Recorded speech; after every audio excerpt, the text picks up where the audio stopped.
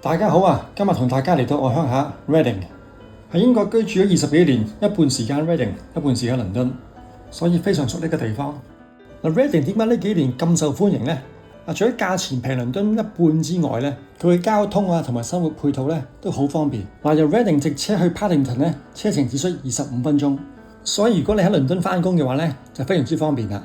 Reading 入面咧主要大街有 Broad Street、Friar Street。咁市中心入面咧有大嘅 shopping centre 叫做 The Oracle， 所謂嘅餐廳啊、店鋪啊有齊晒。今日同大家睇兩個唔同嘅樓盤嘅，一個係 apartment 喺市中心入面叫做 RG1， 另一間就係一間3房嘅 terrace house 舊樓嚟嘅。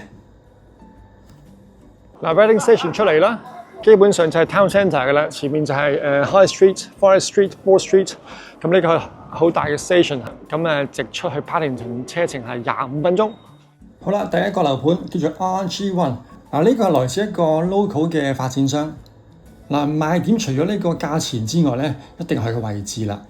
咁係 Caversham Road 側邊嘅 Caversham Road 係一個好主要嘅一條街。咁我之前就係住 Caversham 㗎啦。由樓盤行去車站5分鐘，咁基本上到車站咧，即係到 Town Centre 㗎啦。所有啲大嘅店鋪啊，喺晒 Friar Street、Broad Street 入面。好，我哋轉翻呢個街口。咁就係將會呢一個 block。呢個大廈前身咧係一個寫字樓嚟嘅，咁發展商就將佢改建翻新，作為一個住宅式嘅物業。RG1 咧應該今年年尾落成㗎啦。呢個樓盤非常之吸引啊，價錢一房單位咧大概425尺，由23萬起啫，唔算最大，不過間隔好靚。兩房嘅就由35萬5起。呢個樓盤非常之適合一啲首次置業嘅朋友，又或者我哋收租嘅朋友咧，呢個好好嘅選擇嚟嘅。睇完新樓啦，同大家睇一個舊式嘅物業。呢間係一間3房嘅 Mid Terrace House， 即係我哋叫嘅排屋啦。RG2 離市中心揸車10分鐘唔使。咁呢個周邊環境啦，咁嗰度就有個超市 Morrison 喺嗰個方向行到嘅，典型嘅英式嘅 Terrace House。吉咗㗎啦，隨時可以入住，不過就要裝修嘅。前面要再執啦，冇 double glazing， 所以要再安裝 double glazing。OK， 好，睇睇。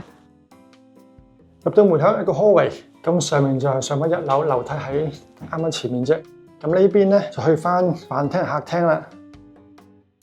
到呢邊好大嘅空間，我喺呢邊望一望過去。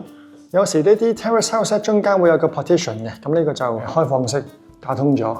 有時會有一埲牆咁分開兩道門咁入。前面一般係個 living space 啦，呢個 living room 啦。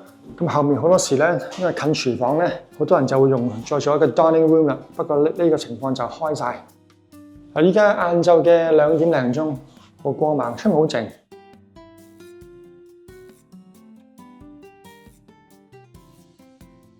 呢典型嘅 sash windows， 咁好多時都會 replace 翻一啲新嘅 double glazing 㗎啦。樓梯下面有個 storage space 啦，擺啲 utilities 啊、fuse box 啊咁樣。廚房相對好大啊，好深好大，可以足夠擺一張 dining table 喺度，好多 service 嘅空間 ，storage space 好多，好深，好闊啊！呢個相對係最闊、最深嘅一個廚房。咁 combi boiler 啦 ，double sink、oven cooker、高身雪櫃。當然你買啲舊樓嘅話 ，expect 一筆錢要全新翻新㗎啦，個價錢就相對平，業主叫價36萬。咁入到 patio door 出翻去花園，花園都一樣咧，要再執啦。不過相對可以好 low maintenance 嘅，如果你鋪晒啲石屎地板嘅話。好啦，我上去望一望，上面有3間房嘅。去翻主人房先，前面呢度。呢個係一個好大嘅 double size 嘅 bedroom one， 足夠擺張大嘅 double bed 衣櫃、梳妝台。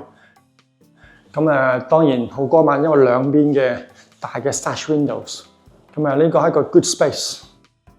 依家晏晝嘅2點幾，咁望翻出去見到啦，我哋喺條橫街道側邊一個條馬路，相對嚟講係算好靜，少車行嘅，因為前面基本上係有一條掘頭路。咁呢度全部都住宅啦，見到。以我所知呢條街係冇 permit parking 嘅，咁所以任你泊先得。頭先我都係。好，睇下第二間。hallway 有個 storage space， 可以擺少少嘢。第二間嘅睡房啦，呢個足夠擺張 double bed。bedroom 2望返去後花園。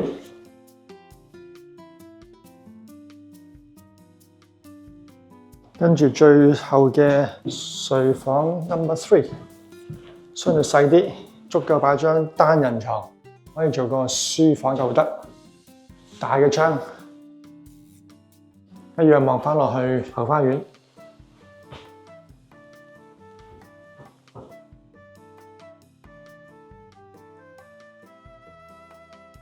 咁睇下個 family bathroom 啦。